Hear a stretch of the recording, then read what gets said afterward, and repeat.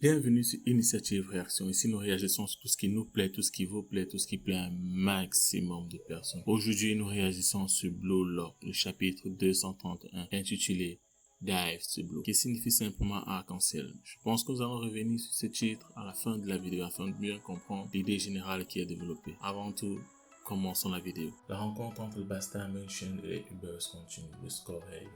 C'est avec une tension palpable que nous entrons dans la phase finale de ce match. Le regard entre Barrow et Isagi en dit long. Le prochain qui marquera le but sera déclaré vainqueur. Les deux coachs sont retournés sur le banc. Du côté des Ubers, Max Duffy donne ses directives à son équipe. À partir de maintenant, ils n'ont plus qu'à mourir avec Barrow. Puisque c'est lui qui a pris le contrôle de son équipe, c'est lui qui prendra les décisions. Ils vont utiliser l'ensemble des schémas qu'ils ont appris pour créer leur propre but. Toute l'équipe est engagée.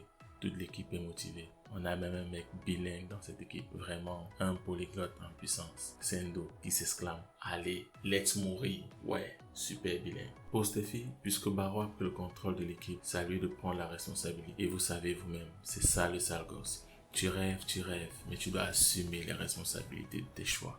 Et on sait que Barrow est un vrai sale gosse. Il répond à Steffi « Ferme-la, vieux schnock. » C'est un peu grossier, mais c'est ça Barrow. Il lui dit, va plutôt trembler dans ton coin en angoissant pour ton avenir. Ils sont prêts à finir avec ce match. Toute l'équipe est fortement engagée. Du côté du Bastin München, Noël Noah retourne sur le banc. Il a quand même une parole très agréable pour Jin. Rappelez-vous, au départ, Noah devait faire entrer Jin, mais c'est Isagi qui s'est interposé, voulant plutôt l'entrée de Ioriyo. Noah est un bon coach. Il vient voir Jin et lui dit « Calme-toi, prépare-toi pour le prochain match. Ne laisse pas ta détermination s'émousser jusqu'à la prochaine rencontre. » C'est clair qu'au prochain match, Jin sera sur le terrain. Est-ce que ça veut dire que Isagi sera sur le banc? Rien n'est moins sûr. De l'autre côté, on a Ioriyo qui se tire. Il est prêt à entrer sur le terrain. Il demande donc maintenant à Isagi « Ok, maintenant que tu m'as recommandé, qu'allons-nous faire ?» Mais avant ça, Isagi lui passe un petit entretien d'embauche. Quelques questions pour se rassurer que Io est vraiment la personne qu'il lui faut. Première question, as-tu la métavision? Iori qui répond par l'affirmatif, oui. Il a la capacité de voir tout ce qui se passe dans la périphérie de son jeu et d'anticiper les différents mouvements. Deuxième question, comment tu penses que la dernière action aurait dû être gérée? En fait, pour Io, c'est clair, l'action s'est très bien gérée. Yukimiya a eu de bons dribbles, a pu aider Isagi pour créer cette action. Mais c'est la dernière passe qui aurait dû être une balle au sol au lieu d'être une balle lobée. Et pour Isagi, c'est exactement ça le problème. On se comprend. Les deux joueurs se comprennent à la perfection. Autour de Iori de poser une question à Isagi. Maintenant que tu t'es battu pour me faire entrer sur le terrain, est-ce que tu as une stratégie pour nous faire gagner ce match? Et Isagi qui nous fait une tête à la Noël Noah. Il n'a aucune idée. C'est drôle. Il faut quand même être réaliste, car le match sera serré. Tous les protagonistes de ce match voudront intervenir et marquer ce but. Donc, ils devront se battre et trouver la meilleure stratégie pour pouvoir marquer leur but. Alors, ils sont sûrs d'eux. Ils vont gagner à 100%. Le check des familles est fait entre Isagi et Io, deux potes qui vont à l'abordage de ce match. Là, c'est clair, Io est sûr, il est revenu dans le football. Avant, il avait la pression de sa famille. Avant, il était stressé par le foot, au point même de commencer à ne plus aimer ce sport. Mais là, la pression d'Isagi est différente. Il aime ce sport et il va jouer à 100%. La scène se dirige vers les deux coachs, Noah et Steffi qui sont sur le banc. Il y a une petite discussion amicale des familles. Noah qui se moque un peu de Steffi en lui faisant comprendre que bon voilà, tu t'es fait avoir par la jeunesse, toutes tes stratégies sont tombées à l'eau et c'est maintenant un jeune qui possède ton équipe. Qu'est-ce que tu en penses? Du côté de Steffi, il n'a rien à répondre puisque de toutes les façons, Noah est un cyborg sans cœur. Il a laissé Isagi entrer sur le terrain avec des décisions émotionnelles. Il pense que Isagi est aussi un joueur très extraordinaire. Les deux se regardent et se disent que vraiment, la nouvelle génération est très intéressante entre Isagi et Barrow. Barrow qui est certainement pour Noah l'un des meilleurs U20 de la planète. Et ça, c'est le meilleur joueur du monde qui le dit. Dans les gars, acceptez une fois pour toutes que Barrow est un crack.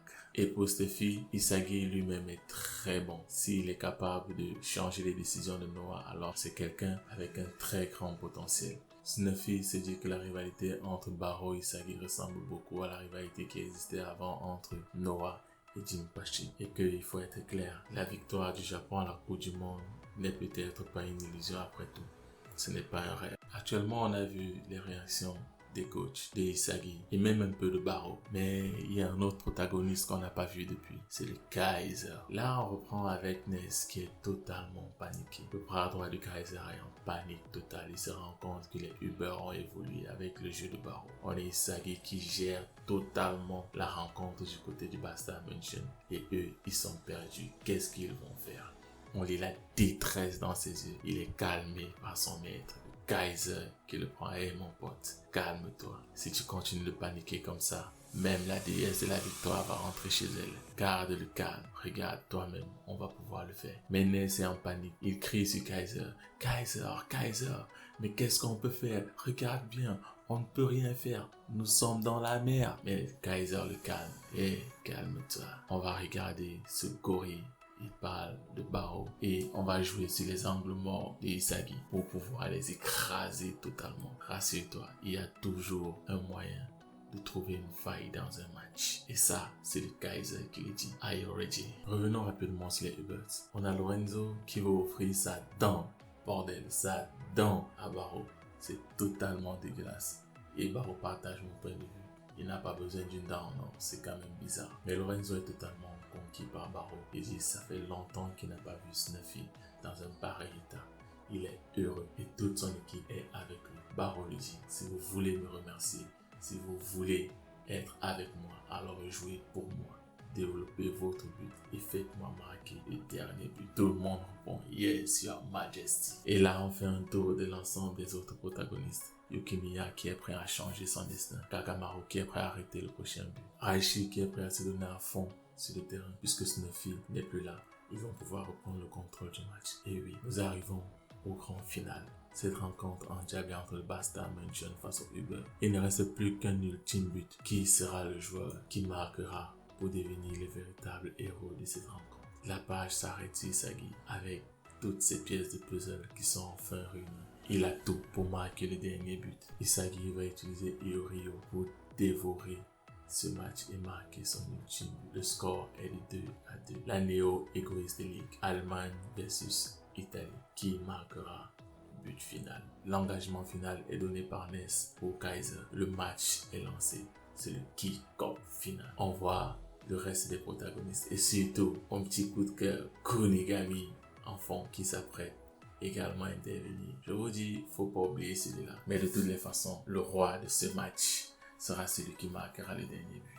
Et pour Isagi, ce sera lui. Et voilà. En fait, si on fait un petit point, je pense que le Dive to Blue, l'arc-en-ciel, présente l'ensemble des protagonistes de ce match, leur vision pour ce match, leur volonté à marquer le dernier but, à marquer de leur empreinte ce match. C'est ça le Dive to Blue. Prendre position, s'engager pour briller parmi toutes les lumières. Quelle sera la lumière qui brillera le plus?